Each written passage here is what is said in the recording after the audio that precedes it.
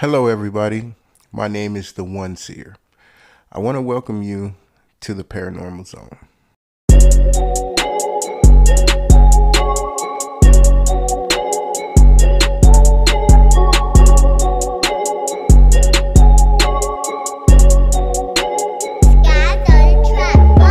Welcome to the Paranormal Zone. I am your host, the One Seer, and today we're going to talk about a controversial subject, and that's demons, demon attack, demon possession, and demon oppression. I've had a series of 5 attacks that I remember vividly, and I don't know what to make of them. Maybe if someone on the outside looking in, someone listening, my beautiful viewers and listeners can see something or piece something together that I missed, I would love to hear from you. And please let me know in the comment section. I respond to all comments. And yeah, let's get into it. So the first one, I was asleep. This is when I was living in Texas, and I woke up, but I realized that I wasn't woke in reality. I was awake in my dream. I woke up in my dream, and I ended up in this old-time wooden house in the attic, and this attic was like made into some type of workshop. It had tools and all kinds of tables everywhere. I don't know what it was used for, but it had this one wooden, like this one small window that you could look out, and that was it. And I was talking to this like maybe 2-foot thing. It had a human form, and it actually had on a red and white sweater. It was like a knit sweater, one of those old knit sweaters. And it was sitting on this table, and I was not sitting, but I was standing like in front of it, but like kind of to the side. And we were talking about something. I don't remember. But up until this point, I didn't remember. But at this point, I remember everything. And I'm a hip hop artist. I do music, and for some reason, I spat like maybe 4 bars about the thing that I was talking to, and it kind of it like looked at me and it laughed, and then it said, "Oh well," like "Oh well," like I got something for you, and he grabbed me.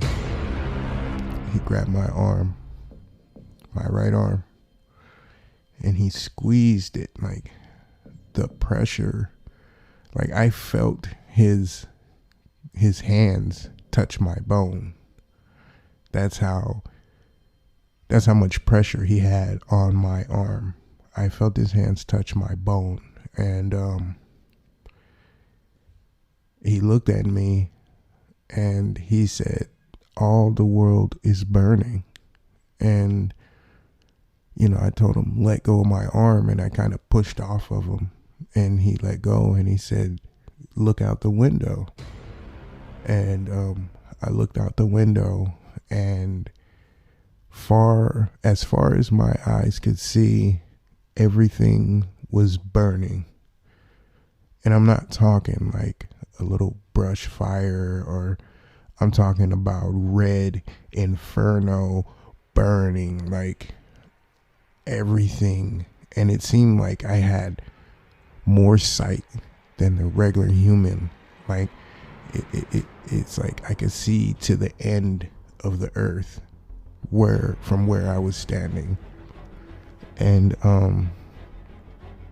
he grabbed my arm again, and this time he pulled me close to him.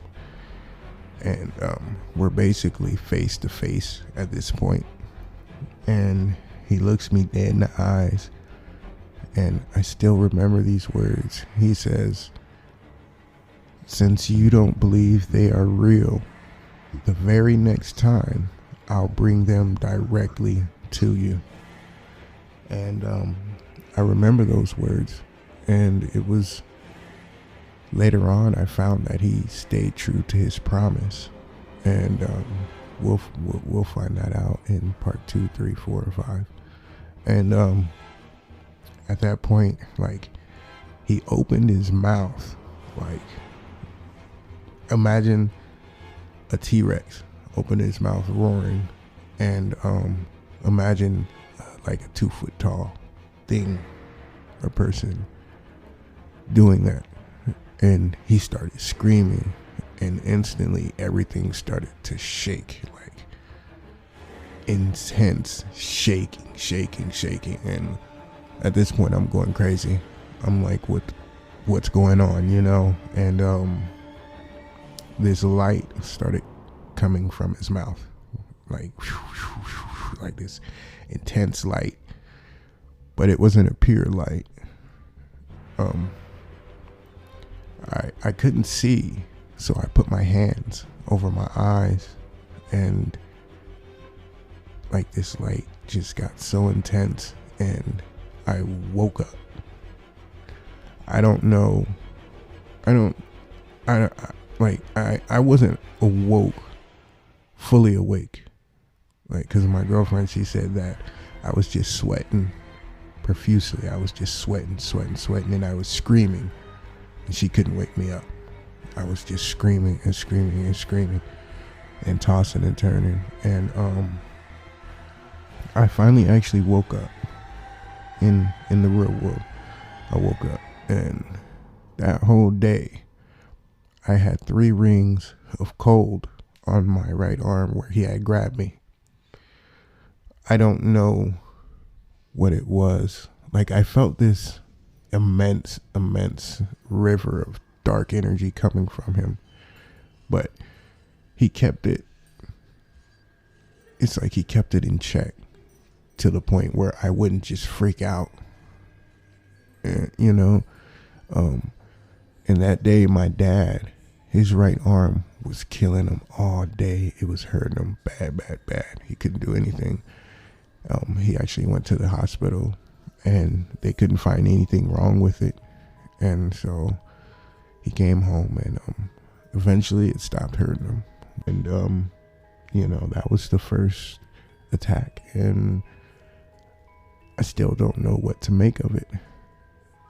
So please, if you have any idea, if you can put something together, or, you know, anything like that, please let me know in the comment section. I would really appreciate it. Maybe you can see something that I missed. Yeah, it's insane. I really don't know what to make of it, but yeah, thank you for listening. And part 2 is coming. It gets better, it gets worse. These are real, these are not made up.